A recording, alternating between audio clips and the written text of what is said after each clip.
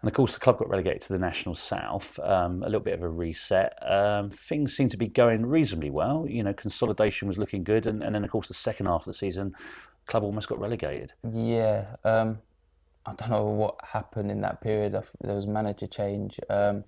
Yeah, it was. Yeah, Andy left, and Yeah, Mitch Mitch came in. Brundle came in. Yeah. Yeah, and even under Mitch, we went 7 games unbeaten. So we did start off well. I don't know what happened in that period. I think maybe because maybe a bit of complacency before after the 7 games unbeaten, we were safe almost, and like we took our eye off the ball, and it came down to the last game of the season. So it shows how quickly football can change. And yeah, it was a weird situation for us because like we were thinking back to back relegation, like this can't happen sort of thing. But and then a year later, And of course, as we all know, yeah, unfortunately, the club got yeah, relegated again. yeah.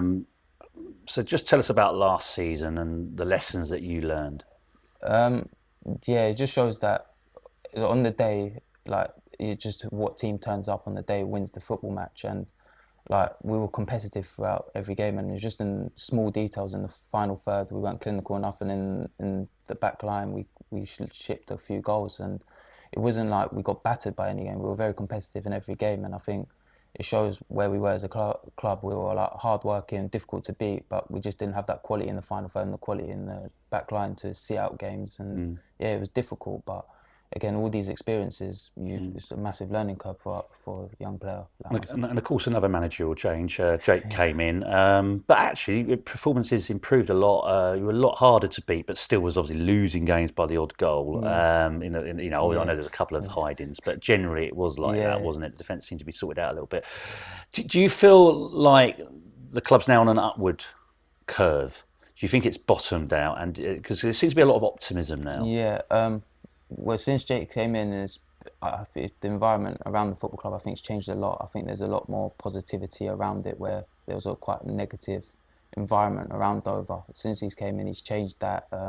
He's made it, like I said, more professional. The environment's way better from the changing room perspective. Um, yeah, he's got a lot better, and I think that yeah, like the trajectory that Dover should be on now, it should be. He knows how to win. He's under Chris, where Dover had the most successful period, so he knows what to do, and it's about getting the right boys, the right characters in the changing room to enable us to achieve that. And can I ask you, you were saying that Jake's created a more positive environment. How's he gone about that? Just give us some examples of something that's feeling positive now since he's come in.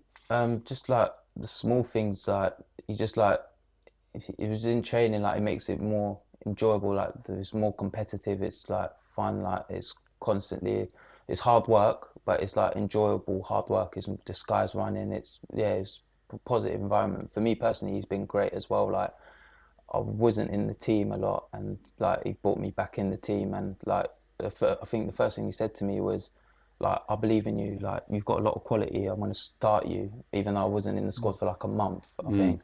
And like he showed a lot of faith in me from early, so like I've got nothing but like appreciation for what Jake's done for me. Yeah, that's important when you know you've got the faith of the Yeah. manager. And how do you feel your game's developed since he's come in? And how do you feel you are right now at your career? Obviously, you're still a very young lad and you must be ambitious to push on. Yeah, to be honest, since Jake's came in, I think that's where I'm going to judge my Dover career on, because he's played me in what I would say is my position off the right or in the 10.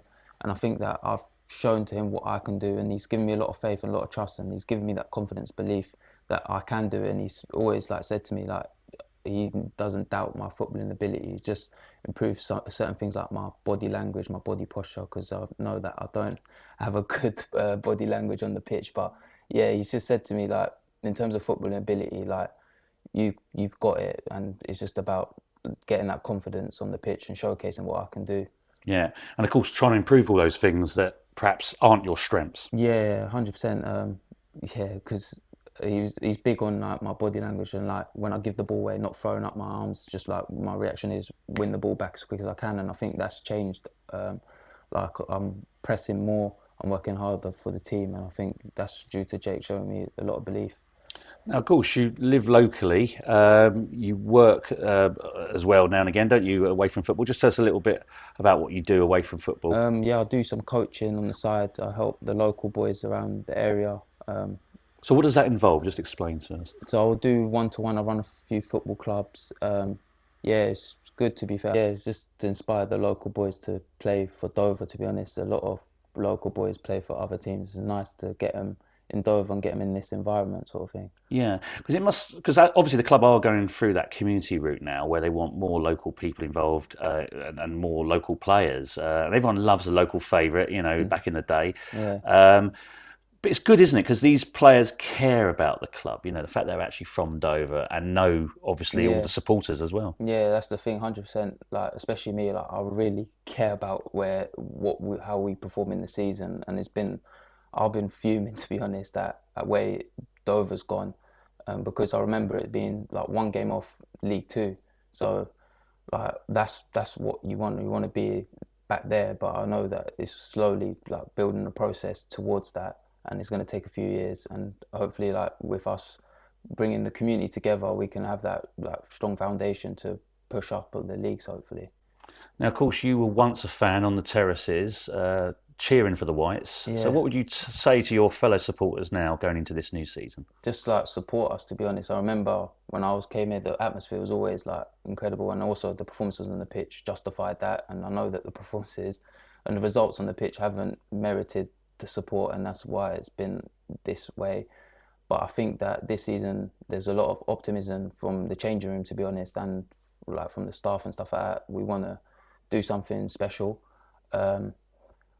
We're not sure. I'm not going to say, oh, we're going to go for playoffs or something like that, but I think we can just take it game by game and see where that leads us to. Anything can happen in football, and yeah, I think we can do something special.